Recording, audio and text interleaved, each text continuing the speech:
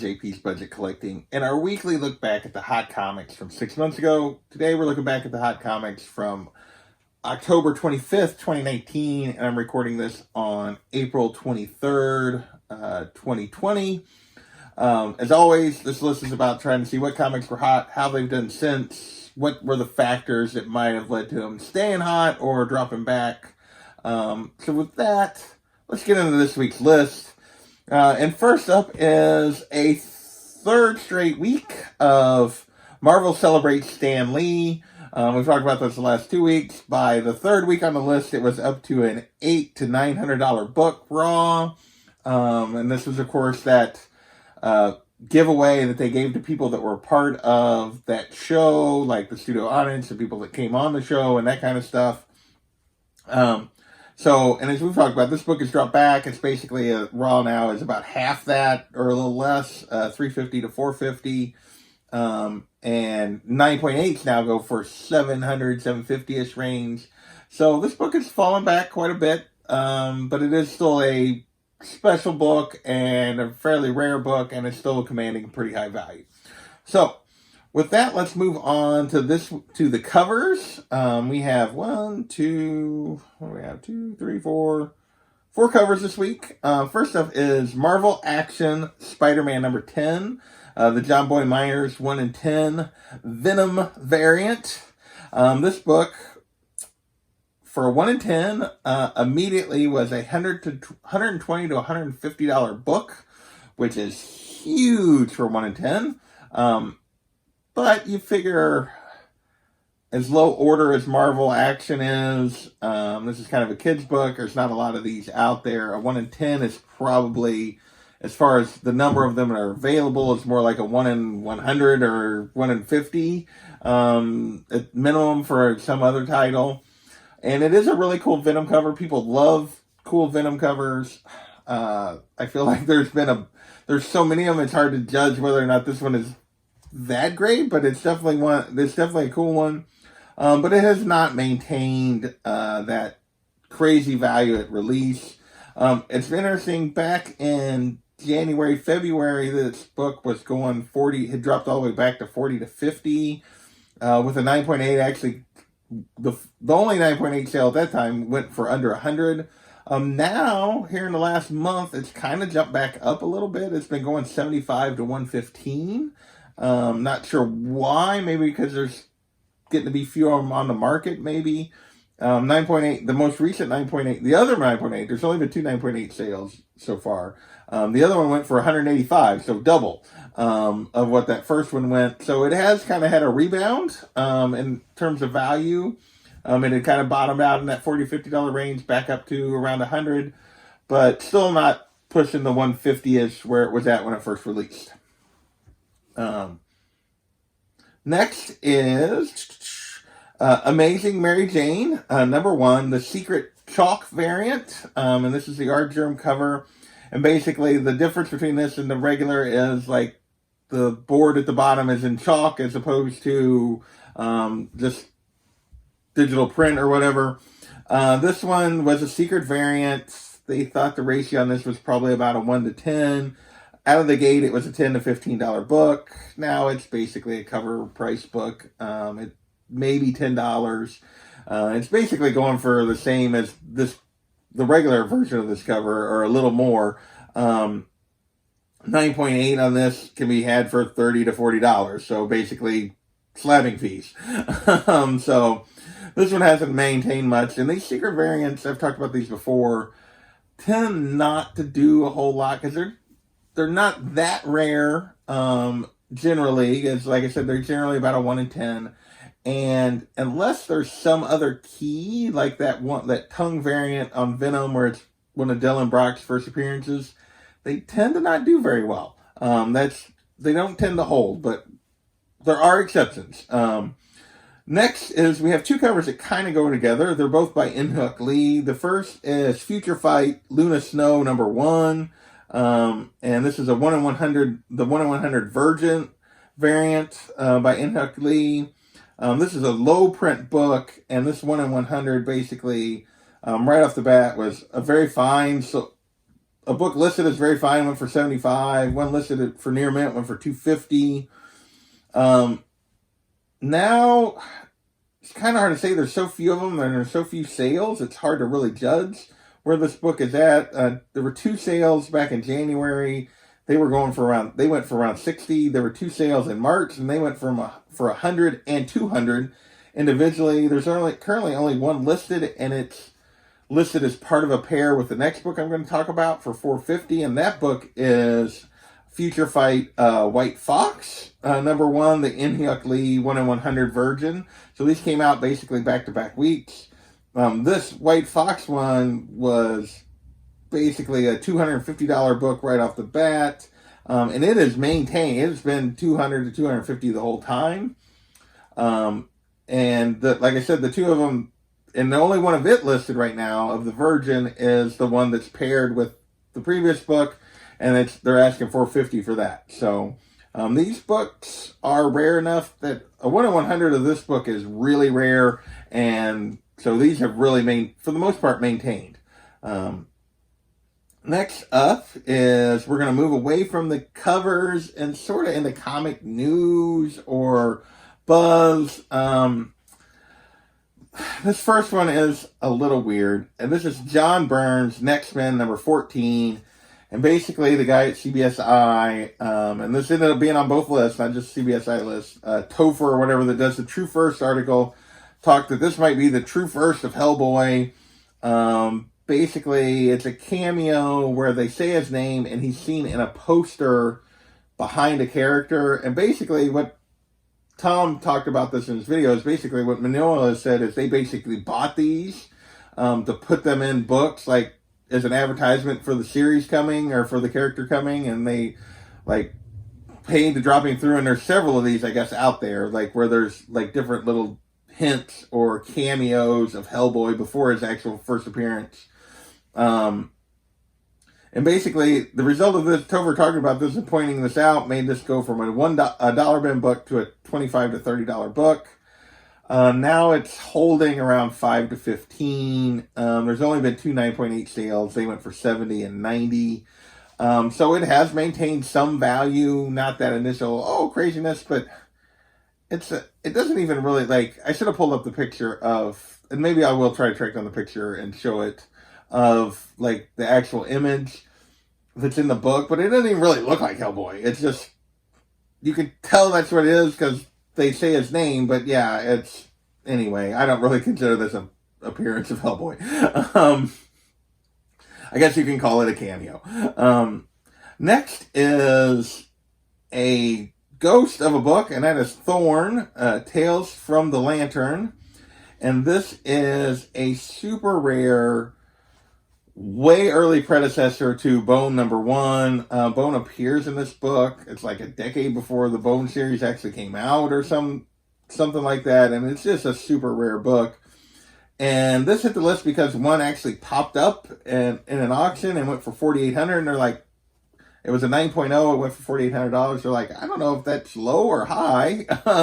Seemed actually probably kind of low for as rare as this book is, but, and I couldn't find any indication of listings or sales anywhere since. So, like, I don't look on Heritage in some of those places, so there might be, but I couldn't find any evidence of any kind of sales or listings since this one sold back in the fall. So, can't really say much about this one other than this is a super rare book.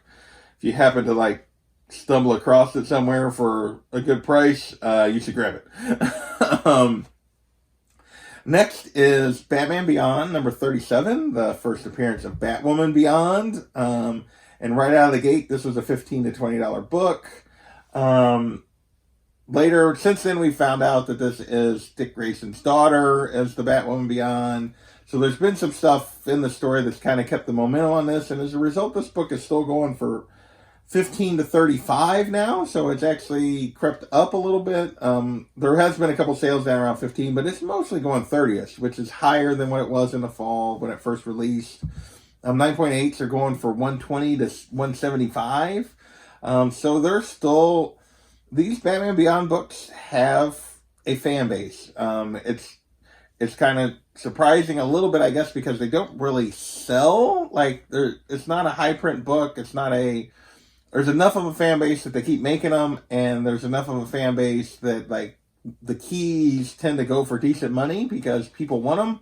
But it is a little surprising, no more than really has happened with this character, that it's maintaining this well. But it is doing pretty well 6 months after coming out. So next, a little more comic buzz and another kind of true first thing, and this is Soulfire preview, and this is basically maybe the true first of the Soulfire character. There's kind of a cameo, like this is kind of her first appearance in like advertising the Soulfire series is coming, kind of is what this does, and basically this hit the list because there was news about possible optioning of Fathom and Soulfire, those Michael Turner characters for some kind of show. It jumped from $10 to $20-ish book to a $30 to $35 book, and now it's still holding strong at about $30 to $40. Although I will say the most recent sale was actually for $10, but there's not that many of them out there, so somebody got a steal. I think generally it's been going in that $30 to $40 range. So with that, let's move on. Still couple more comic buzz books. Next is Tales to Astonish number 62, and this is the first appearance of the leader. And this basically had to do with the events that happened in Immortal Hulk number 25. It came out. Leader apparently played an important role. I've not read the Immortal Hulk this far. I didn't get this far into that series. And it caused this book to basically jump to a $50 book on average for raw copies. 9.0 went for $400. And there was like a 500% increase in sales of this book because of whatever happened in Immortal Hulk number 25. Can't get spoilers because I don't know.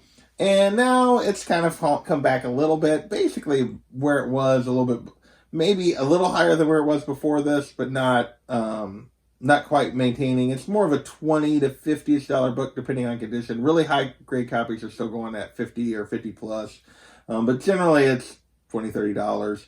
9.2, however, so there's been no 9.0 sales since then. There was a 9.2 that sold in December for $600, and no other similar graded slabs for sale. There are not a lot of slab copies of this book, so not a ton of them out there, not a ton of them on the census, so mostly raw copies are where you're going to be looking for this one. So if you have a really nice raw copy and want to get it slab, you would, and try to sell it, there's probably a market for it. Next is Dark Hawk number 1. This is the first appearance of Dark Hawk, and this hit the list because they said they were bringing back for the Annihilation storyline. It was supposed to come in January. This is not the first time that a book has hit this list because of this Annihilation story of a character they were bringing back for it. I don't even remember this Annihilation story happening. I don't remember any buzz around it. So it's kind of weird to me, like, that this completely missed my radar, but apparently it caused some books to spike. This book jumped to a $15 to $20 book raw, which is pretty good for as many of these out there. And a 9.8 went for $300 plus.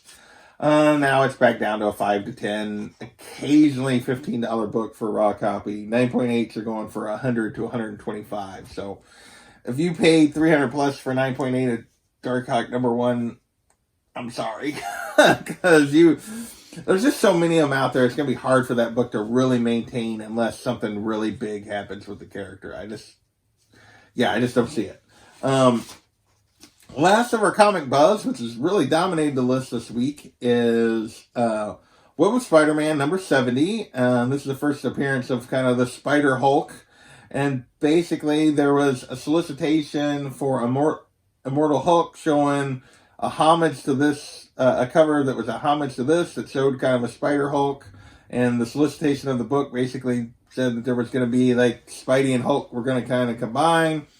Again, I don't know exactly what happened with this, but it jumped up to a $15 to $20 book with 9.8s going for $150, and now it's still basically in that same range, 10 to 20 for raws. 9.8s are still going for around 150-ish. Although the most recent sale actually went for 300. So I'm thinking that person probably overpaid, but yeah, it's kind of basically where it was at in the fall, other than that one sale that was actually even more. So with that, we are almost done. We are going to be moving into movie-related information. And there's no MCU books this week. This is a rarity that there's no MCU TV shows, no MCU movies, nothing that were on the list this week. So that is a rare list, but there was some movie information. The first two books in the movie information had to do with the Bloodshot trailer dropping. Up first is Bloodshot #1. And this is also a pretty high print book. And basically it jumped from dollar bins to a $5 to $10 book with a 9.8 going for 75, and it had like a 600% increase in sales. Well, it's back down to a dollar book. Occasionally $5 on eBay, with 9.8 back down to 50 to 60. So, didn't really maintain here. The movie has come and gone. I think people kind of liked it. It was fun, but it really didn't find a huge audience. And that leads us into our second book, which is Rye #0. Also the first appearance of Bloodshot, and also hit the list because of the trailer. 9.8s of the matte were going 150 to 175. Glossy were 300 to 400. And now matte copies raw are 10 to 20-ish range, with the 9.8s going for $70 to $100. The glossy is 40 to 60 for a raw copy, but the 9.8s are back down to 175 to 225, so around $200. As compared to being $300 to $400 back when the trailer dropped. I think, like I said, I think the movie was fun, but I didn't really find a huge audience, and this book did not maintain as a result. Next and last, we have one book left. We just had 15 books this week, and the last book is DC movie news, and this is Justice League #1 from 1987, and this is the first appearance of Max Lord, or Maxwell Lord, and obviously this was hit the list because confirmation that that's who Pedro Pascal was playing, and he was going to be the main villain, or at least appears to be one of the villains in Wonder Woman 1984, along with Cheetah. So he was going to be a villain in the movie, and therefore that's why this hit the list. Raw copies jumped from basically people have been specking on it for a while, so they weren't necessarily dollar bin books, but they were 5 to 10. They jumped to 10 to 15. 9.8 hit 130 to 140. Now the movie's been delayed. We've seen some trailers since then, but it's now basically back to a $5 to $15 book raw, with 9.8 going for just under 100. So that's this week's list. We had a lot of comic related buzz. No MCU books this week. A couple of true firsts that are like, maybe. And so, some of the books have done pretty well, some have not. I want to thank you guys for watching, and we will catch you next time.